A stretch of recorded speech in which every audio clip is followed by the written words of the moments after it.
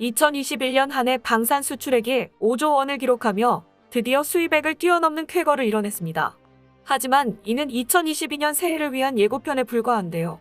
올해 예고된 방산 수출액은 최소 4조 원에서 최대 14조 원대를 훌쩍 넘을 것으로 예상됩니다. 차기 K9의 신형 모델과 운용 방법, 그리고 그에 맞는 포탄까지 공개되면서 사람들의 마음을 설레게 만들고 있는데, 특히 예사롭지 않은 재원이 공개되면서 많은 사람들의 시선을 집중시키고 있습니다. 여기에 최근 국제기관의 세계 화포 순위가 발표되자 동북아시아에서 한국이 1위를 차지하며 중국과 일본이 난리가 났는데요. 과연 어떤지 한번 자세하게 알아보겠습니다. 작년 말 한국은 K9 자주포의 호주형인 AS9 헌츠맨을 육군에 납품하기로 확정지으면서 1조 원대 방산 수출액을 추가하여 5조 원이라는 역대 최고 수출액을 달성했습니다. 이는 그동안 수출액이 수입액보다 적었는데 한국 입장에서 처음으로 방산 분야 흑자를 봐 그 의미가 더 깊은데요. 2010년대 초 1% 수준에 불과했던 세계 무기시장 점유율은 2016년과 2020년 기간에 2.7%로 높아지면서 과거 방산 강국으로 꼽혔던 2.2%의 이탈리아와 1.9%의 네덜란드를 제치며 수출 규모 세계 9위라는 역대 최고 기록도 세웠습니다. 하지만 전문가들은 한국의 방산 수출은 이제 시작이라고 말하고 있습니다. 아랍에미리트는 LIG 넥스원과 129억 디르함, 하나로 약 4조 2천억 원 규모의 중거리 지대공 미사일 천공투 구매 계약을 추진 중인데 거의 마무리된 것으로 알려졌습니다. 계약 규모는 우리 방산 수출 사상 단일 품목으론 최대 금액인데요. 천공투는 사격 통제소, 다기능 레이더, 세대의 발사대 차량 등으로 한 개 포대가 구성되는데, 이중 체계 종합과 유도탄, 교전 통제소를 맡은 LIG 넥스원의 계약 금액은 2조 6천억 원에 달합니다. 다기능 레이더를 만드는 하나 시스템은 1조 2천억에서 1조 6천억 원 수준, 발사대를 맡은 하나 디펜스의 계약 금액은 4천억 원대에 달합니다. 이보다 더 큰 수주액을 자랑하는 사업도 올해 안에 결정될 예정인데요. 하나 디펜스의 레드백 역시 호주 차세대 보병 전투장갑차 사업자 선정을 대기하고 있습니다. 호주 차세대 보병 전투장갑차 사업은 장갑차 구입과 지원 체계, 훈련, 시설 건설 등을 포함해 최대 20조 원이 투입되는 대규모 사업입니다. 사업자로 선정되면 수출 규모는 최소 5조 원에서 10조 원에 달할 전망인데요. 호주에 서식하는 맹독성 붉은 등거미의 이름을 딴 레드백 장갑차는 2020년 말 시제품 세대가 호주 육군에 인도돼 시험평가를 받고 있는 상황입니다. 독일 링스의 장갑차와 경쟁 중인데 올해 상반기 내 사업자가 결정될 예정입니다. 이에 관해 강은호 방위사업청장은 지난달 한 호주 방위산업 및 방산물자 협력에 대한 양해각서를 체결하면서 레드백 협력과 관련해서도 훨씬 더 신뢰가 깊어지고 그 과정에서 호주도 판단을 할 것이라고 말하며 강한 자신감을 보였습니다. 무엇보다 더욱 기대되는 것은 한국 방산 수출 효자 노릇을 하고 있는 K9 자주포의 전망인데요. 최근 2021 국가별 국방과학기술 수준조사서에 따르면 화포 분야에서 한국은 전 세계에서 미국, 독일, 러시아에 이어 4위를 기록했으며 동북아시아에서는 독보적인 1위를 기록했습니다. 육군력에서만큼은 한국이 아시아 최강이며 세계적으로도 무시할 수 없는 수준까지 오게 된 것입니다. 여기에는 최근 공개된 한국의 K9 차기 모델의 역할이 큽니다. 한국 육군의 계획은 군단 산하 포병여단에서 운용 중인 K9A1 자주포를 K9A2로 개량함과 동시에 현재 개발 완료 단계에 도달한 풍산의 복합 추진탄을 사용해 최대 54km의 사거리를 달성할 계획을 밝혔습니다.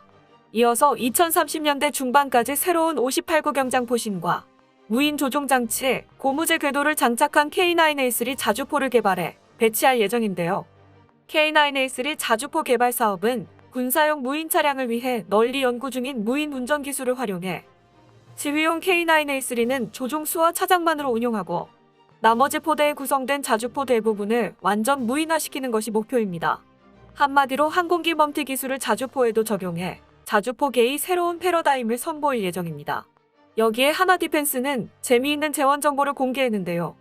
K9A2를 위해 개발된 자동장 전장치를 보다 개량해 분당 XX발의 발사 속도를 달성함과 동시에 현용 52구경 포신을 58구 경장으로 교체하여 신형탄을 배치함으로써 사거리를 70km에서 100km 수준까지 늘리고자 합니다.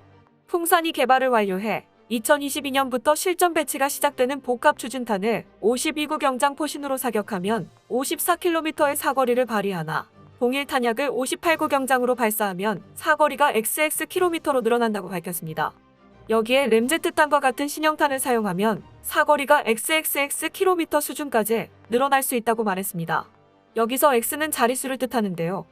아직 개발되지 않은 것도 있지만 정확한 재원은 군사 비밀로 취급되기에 X로 표시한 것으로 보입니다.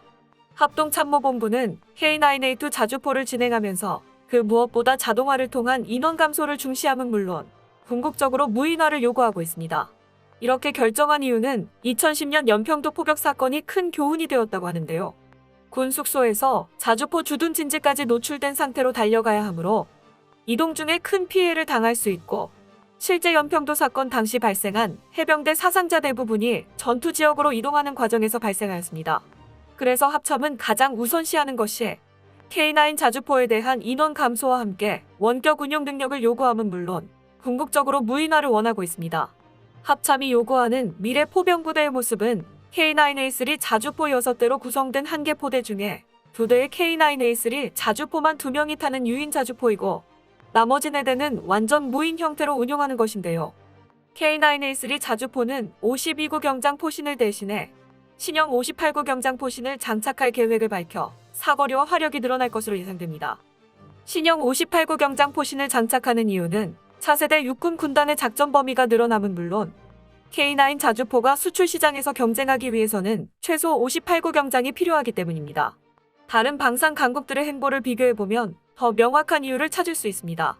우선 미국이 2024년 선행 배치를 목표로 개발 중인 XM1299 자주포는 58구 경장의 신형 XM907 포신과 풍산의 복합 추진탄과 동급인 XM1113탄을 사용해 70km급의 사거리를 확보할 계획입니다.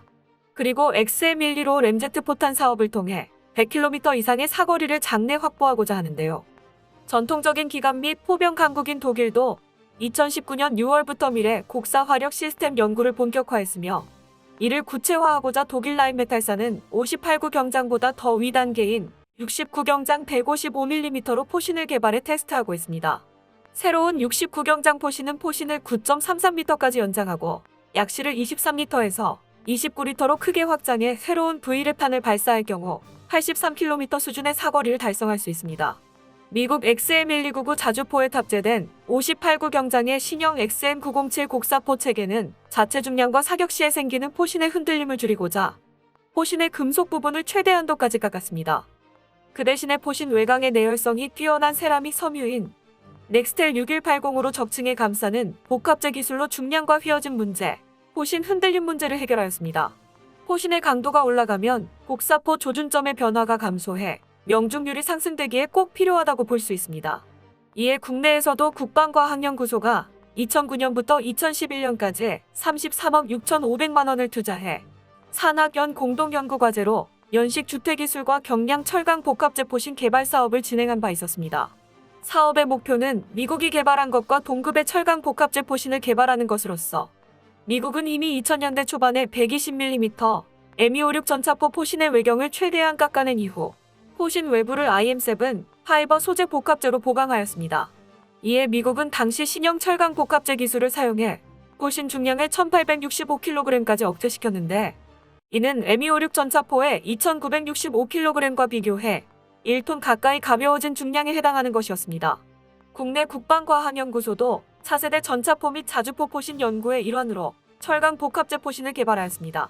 개발 목표는 경량형 포신 개발과 함께 명중률 향상이었고 이를 위해 포와 차대가 만나는 트레니언 축 전방부 포신만을 깎아낸 이후 여기에 탄소 복합재 와이어를 감는 와인딩 기법을 사용하였습니다.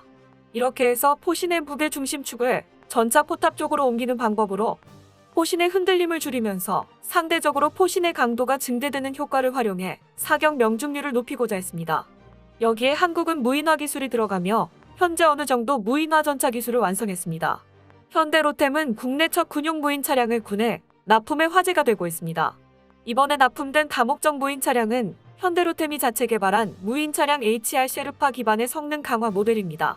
배터리를 이용한 전동화 차량으로 기존 군에서 사용하는 기동체계와 달리 엔진 소음이 발생하지 않아 감시 정찰 임무를 수행하는 데 적합하다는 평가를 받는데요. 현대로템 관계자는 이번 납품으로 첨단 무인 무기 시스템을 도입할 수 있는 기틀을 마련하게 됐다며 다목적 무인 차량 외 전차, 장갑차 등 기존 기동 전투 체계의 원격 무인화 기술도 개발해 전투원의 생존 가능성을 높이는데 이바지할 것이라고 말했습니다. 만약 현대로템과 하나디펜스가 협업하며 K9 자주포 무인화 버전을 개발하게 된다면 세계에 다시 없을 새로운 무기 체계를 개발하게 되는데요. 끊임없이 발전하는 한국에 박수를 보내며 올해도 한국의 방산업 신화가 계속되길 빕니다. 끝까지 시청해주셔서 감사합니다. 도움이 되셨다면 좋아요를, 다른 이야기도 궁금하시면 구독을 눌러주세요.